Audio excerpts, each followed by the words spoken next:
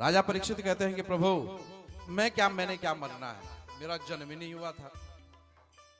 है जिसका जन्म होता है मरता तो वो है ना, मेरा तो जन्म ही नहीं हुआ प्यारे, मैं क्या मरूंगा, मैं न मरने वाला न बचने वाला।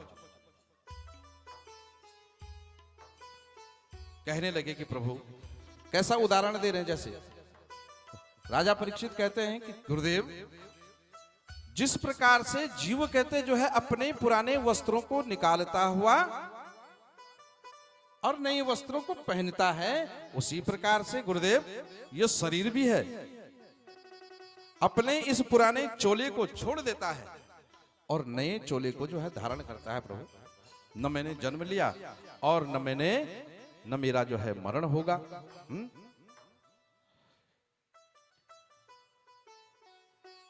तो राजा परीक्षित यहां हाथ जोड़कर खड़े हैं और भगवान सुखदेव का जो है पूजन कर रहे हैं, भगवान सुखदेव का पूजन कर रहे हैं, थोड़ा टीका चंदन करते हैं। सुखदेव जी तो साक्षात सामने ही हैं। आइए मलहन परिवार, डॉक्टर साहब आप भी जो है टीका चंदन सुखदेव जी को कर लो वहीं। और यहाँ पूजन हो रहा है और पूजन करते हुए राजा परीक्षित कहते हैं कि प्रभु मैं आज जो हूं अपनी वाणी को जो है बंद करने जा रहा हूं। आज मैं अपने बस बाहर से थोड़ा सा ऐसे मार दो, बस वहां के बिहारी को लगा दो, वहां टीका चंदन सब हो ये हैं सारे।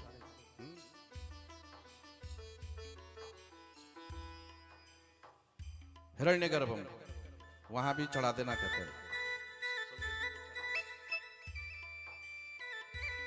राजा परीक्षित कहते हैं कि प्रभु हे गुरुदेव, मैं आज जो अब अपनी वाणी को जो है विराम देने जा रहा हूं, मेरी वाणी हमेशा हमेशा के लिए जो है बंद हो जाएगी। और सुखदेव जी के चरणों में प्रणाम कर रहे हैं, उनका पूजन कर रहे हैं। हे प्रभु हे गुरुदेव, मैं अपनी आत्मा को उस परमात्मा के चरणों में लगाता हुआ मैं अपनी वाणी को विराम कर दूंगा और उत्तर दिशा की ओर जो है चल पड़े। कौन सी दिशा में है? उत्तर दिशा। और उत्तर दिशा की ओर गए हैं, बैठ गए। तक्षकनाग चल पड़ा है, श्राप लगा है वहां से। तक्षकनाग चल पड़ा परीक्षित जी को डसने के लिए।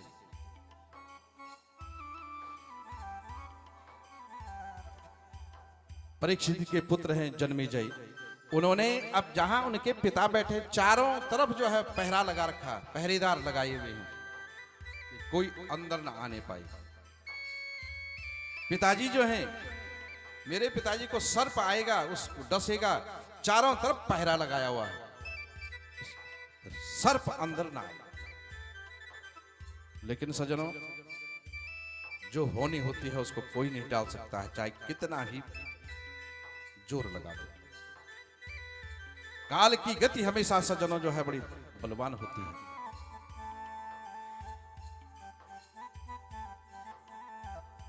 महाराज, ये संसारी जीव का भी हाल है। एक न एक दिन उस काल ने आना है और उस काल ने हम सभी उस काल के मुख में हैं, और उस काल ने अपना जबड़ा जो है बंद करना है। और हमारा गोविंदाय नमो नमः वहां जन्मेजय ने पहरा दिया हुआ है। उन्हीं के बीच में एक संत है, एक ब्राह्मण देवता आ गए। देखो होनी सी जो होना होता है। संत आए हैं, ब्राह्मण के रूप में आए हैं, अंदर आए और एक फल दिया है। और वो फल देकर के राजा परीक्षित को वो फल दिया। उसी फल से जो है एक कीड़ा निकला है। क्या निकला? उसी कीड़े ने तुरंत राजा परीक्षित को डस लिया। और राजा परीक्षित जन्मेजय को पता लगा पिताजी तो जो है सर्प ने, उसने सर्प यज्ञ करवाया। धरती पर जितने भी सर्प हैं इन सर्पों को स्वाहा कर दो। गुरुदेव बृहस्पति ने समझाया कि चले तो इन सर्पों को मार करके क्या मिलेगा? क्या तेरे पिताजी वापस आ जाएंगे? जो गया वो वापस आएगा? जो धरती छोड़ करके चला गया, अगर किसी ने किसी का मर्डर कर दिया हो, मार दिया किसी को, और हम कहें कि इसको भी मारोगे, जो जिसने मारा था वो वापस आएगा मरने से? चला गया तो चला गया है? यहां गुरुदेव बृहस्पति ने समझाया कि जन्मेजय होना था जो आकर के उसने डस लिया, फल के रूप में आया, उसमें जो है कीड़ा नहीं आया, वही जो है तक्षक नाग का उसने जो क्या कर दिया और रूप ले लिया और पिताजी को मार दिया। तो भी अब सर्प को मार के क्या करेगा? इसको मार करके मिलेगा क्या? बड़ा समझाया, मान गए। वहां पर यज्ञ बंद हुआ और तक्षक नाग ने डसते हुए राजा परीक्षित को हमेशा हमेशा के लिए जो है भगवान के चरणों में पहुंचा दिया। मार्कंड ऋषि ने शंकर जी की तपस्या की।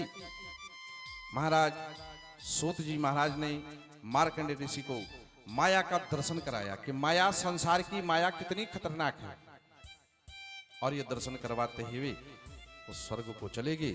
और स्वर्ग में जाते हुए और अंतिम एक श्लोक गाया। भागवत को यहां विश्राम दिया गया एक श्लोक गाते हुए। तो आप सभी जो है हमारे संग में गाएंगे। एक चित्त बैठ करके मन को एकाग्र करना और भगवान श्री नारायण से प्रार्थना करना। ये श्लोक सारी भागवत का 18,000 श्लोकों का निचोड़ है। इस श्लोक में 18,000 जो श्लोक है उसका निचोड़ है। सब लोग जो हैं गाएंगे।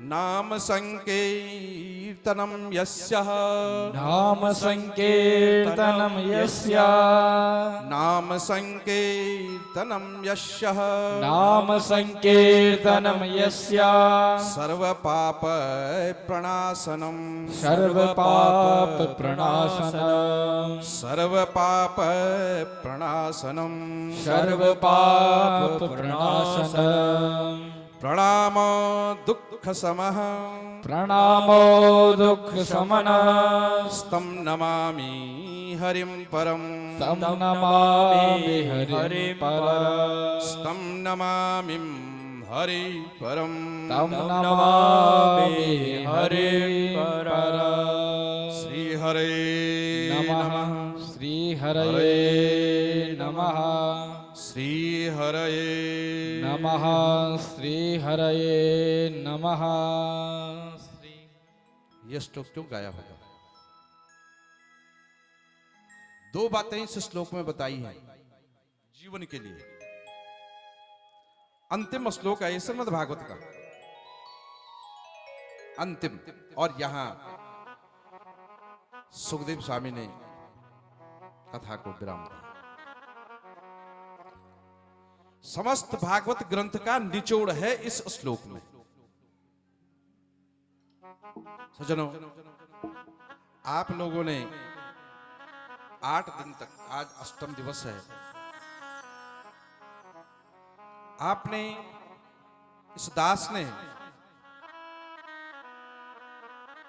जैसे भी अपनी टूटी फूटी वाणी आपको कथा का श्रवण करवाया। हो सकता किसी को अच्छा लगा हो, किसी को न लगा हो सके आपको कथा याद रहे, हो सका आपको कथा याद न रहे, पर ये दास आपसे बारंबार एक ही विनती करता है, स्तम नमामि हरिम परम, तम नमामि हरिम परम। हमेशा प्रणाम करना।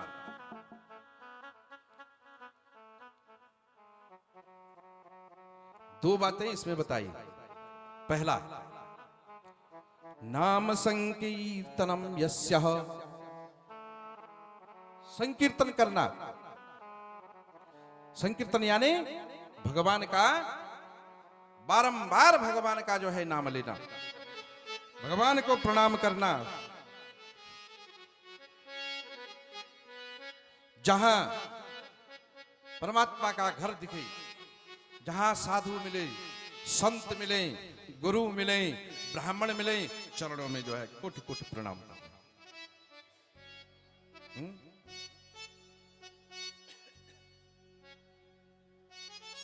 भगवान ये कहना चाह रहे हैं,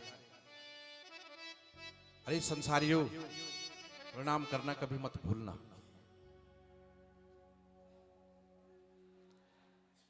फिर क्या कहा? नाम लेने से क्या होगा? नाम लेने से क्या होगा? सर्व पाप प्रणाशनम।